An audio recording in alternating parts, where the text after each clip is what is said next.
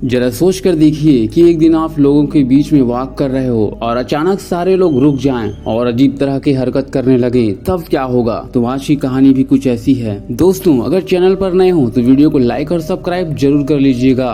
तो कहानी की शुरुआत न्यूयॉर्क के एक सेंट्रल गवर्नमेंट पार्क से होती है, जहाँ हर रोज की तरह लोग यहाँ वॉकिंग करने आए हुए थे। तभी अचानक से हल्की हवा चलती है और सारे लोग अपनी ही जगह पर रुक जाते हैं। तब यहाँ बेंच पर बैठी लड़की ये देखकर काफी डर जाती है, क्योंकि इनमें से कुछ लोग पीछे चलते हुए आ रहे थे। इसके बाद वो अपने साथ बैठे दूसरे लड़की को देखती है, जो कि चुप थी और अपनी क्लिप निकालकर खुद को ही नुकसान पहुंचाने लगी। ये नजारा काफी खतरनाक था। इसके बाद हमें एक कंस्ट्रक्शन साइट को दिखाया जाता है, जहाँ पर बिल्डिंग बनाने का काम चल रहा था और तभी दो इंसान ऊपर से नीचे गिर जाते हैं और यहाँ खड़े हुए लोग उन्हें देखकर काफी डर जाते हैं और वो पीछे पलट कर देखते हैं। पीछे वो देखकर हैरान हो जाते हैं, क्योंकि यहाँ ऊपर से सारे लोग एक एक करके कूद रहे थे। ये घटना काफी खतरनाक था। इसके बाद हम एक स्कूल को देखते हैं, जहाँ एलियट बच्चों को नेचुरल के बारे में पढ़ा रहा था। वो बता रहा था कि नेचुरल के बारे में इंसान अभी तक ज्यादा कुछ जान नहीं पाया है। इसके बाद यहाँ स्कूल में एक मीटिंग बुलाया जाता है, जिसमें बताया जाता है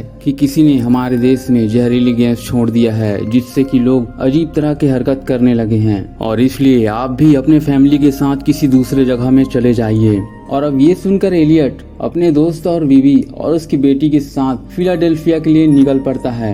तभी रास्ते में उन्हें फिर से एक सूचना मिलती है कि फिलाडेल्फिया के आसपास के इलाकों में भी ये गैस फैल चुका है, यहाँ लोग मारे जा रहे हैं। और अब ये सुनकर यहाँ ट्रेन भी रुक जाती है। यहाँ ट्रेन में बैठे सारे लोग बाहर आ जाते हैं और तभी ट्रेन के ऑफिसर उन्हें बताते हैं कि हमें आगे से कोई सिग्नल नहीं मिल रही है और इसका मतलब आगे खतरा हो सकता है और इसलिए हमें यहाँ से पैदल ही जाना होगा।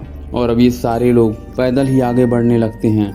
वहीं हमें फिलाडेल्फिया के गार्डन को दिखाया जाता है, जहां बहुत सारे लोग होते हैं और यहाँ भी हल्की हवा चलने के बाद ये सारे लोग अपनी ही जगह पर रुक जाते हैं और ये भी खुद को नुकसान पहुंचाने लगते हैं। वहीं एलियट के दोस्त को ये पता चलता है कि उसकी वाइफ बोस्टन से पेस्टन शहर की ओर निकल पड़ी है। वो अपने वाइफ से बहुत प्यार करता था और वो उसे हर हाल में बचाना चाहता था और इसलिए वो अपनी बच्ची को एलियट के पास छोड़ता है और एक गाड़ी में लिफ्ट मांगकर सीधे पेस्टन शहर की ओर निकल पड़ता है। पर इस शहर में पहुंचने के बाद ये पता चलता है कि उस वायरस ने इस शहर को भी पूरी तरह से बर्बाद कर दिया है। और अब इतना ही नहीं, ये वायरस गाड़ी चला रहे उस इंसान पर भी अपना असर छोड़ देता है और वो भी खुद पर से अपना कंट्रोल खो देता है और अपनी गाड़ी को तेजी से ले जाकर एक पेड़ पर ठोक देता है, जिससे उनकी मौत हो जाती है। यहाँ एलियट का दोस्त उस गाड़ी से जैसे तैसे करके बाहर निकलता है और बीच रोड पर जाकर बैठ जाता है, क्योंकि उस वायरस ने इस पर भी असर कर दिया था और वो भी यहीं मारा जाता है। वहीं फोन पर एक वीडियो तेजी से वायरल हो रहा था, जिसमें दिखाया गया था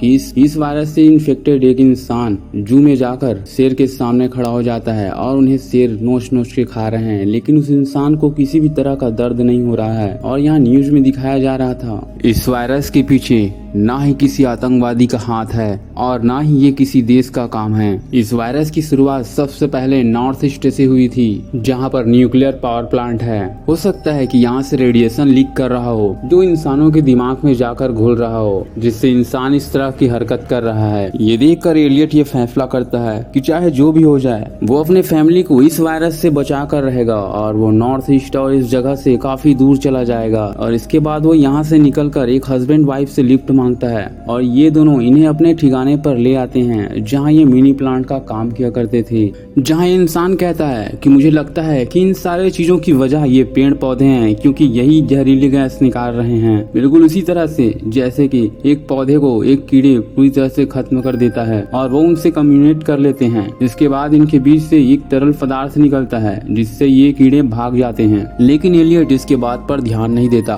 खैर, ये लोग आगे बढ़ने लगते हैं। तब इनकी नजर रास्ते पर पड़ती है, जहाँ बहुत से लोग मारे जा चुके हैं और तब एक आदमी इनकी ओर भागते हुए आता है और उन्हें बताता है कि इस वायरस ने रास्ते के आगे और पीछे अपना कहर जमा दिया है। तब एलियट ये सुनकर अनुमान लगाता बताता है कि उस वायरस का असर अभी रास्ते पर ही होगा, हमें जल्दी से यहाँ पास वाले गांव पर जाना चाहिए, जिससे शायद हम वहाँ इस वायरस से बच सकते हैं। और ये सारे लोग दो ग्रुप में बढ़ जाते हैं, जिसमें एलियट अपने छोटे ग्रुप के साथ आगे बढ़ रहा था और पीछे एक बड़ा ग्रुप था जो एलियट के पीछे पीछे चल रहे थे। और तभी यहाँ हल्के से हवा का झोंका इन पर से गुजरता है और ये सारे के सारे लोग यहाँ उस वायरस का शिकार होके एक दूसरे को मारकर यहाँ मारे जाते हैं। जब एलियट का ग्रुप पलट कर देखता है तब वो देखता है कि वो सारे लोग मारे जा चुके हैं और बहुत जल्दी उसे समझ में आ जाता है कि ये वायरस वही अपना असर दिखाता है जहाँ ज्यादा लोग हों, क्योंकि इस वायरस ने सबसे पहले अपना असर उस गार्डन में दिखाया था जहाँ पर बहुत सारे लोग थे।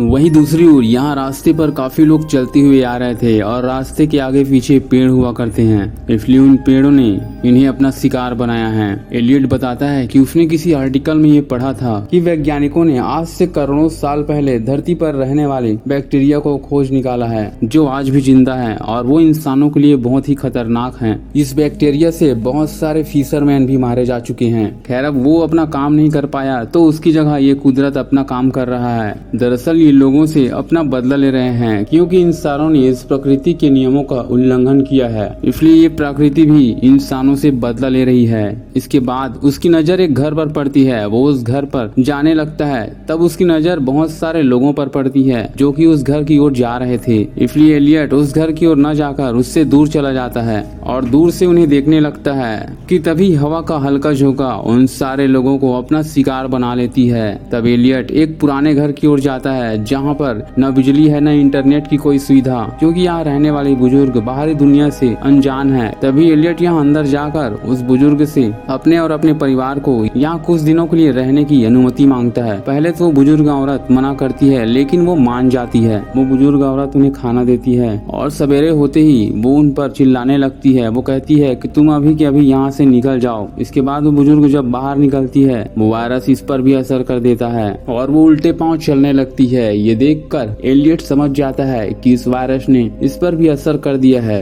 ये देखकर एलियट अपने घर के सारे खिड़की दरवाजे बंद कर देता है ताकि वो इन्फेक्टेड न हो। तभी यहाँ वो बुजुर्ग औरत आती है और घर का शीशा तोड़ देती है। यहाँ एलियट अपने बीवी और उस बच्चे को खोज रहा होता है, लेकिन वो दोनों यहाँ छोटे से एक घर में छुपे हुए होते हैं। लेकिन तभी हवाएं तेज हो जाती है, मानो ये हवाएं उन्हें जबरदस्ती बाहर निकालना चाहती हो। और अब ये देखकर उन्हें भी लगने लगता है कि अब इनका बचना लगभग नामुमकिन है और इसलिए वो सोचते हैं कि आखिर मरना ही है तो हम एक साथ मरेंगे। और वो दोनों घर से बाहर निकलकर एक दूसरे का हाथ पकड़ के उस मैदान के बीचों बीच खड़े हो जाते हैं। तभी यहाँ एक तेज हवा आती है, लेकिन वो हवा इनसे होते हुए गुजर जाती है, लेकिन इन्हें कुछ नहीं होता। तभी एलियट को लगता है कि शायद उस वायरस का असर कम हो रहा है और इन्हें लगने लगता है कि शायद कुछ दिनों तक हमें यहाँ रहना चाहिए, इससे वायरस का असर खत्म हो जाएगा। और वो यहाँ 3 महीने रुकने के बाद वापस से अपने शहर चले जाते हैं, जहाँ शहर में सब कुछ ठीक हो चुका था, लेकिन यहाँ इंसानों की संख्या बहुत कम थी,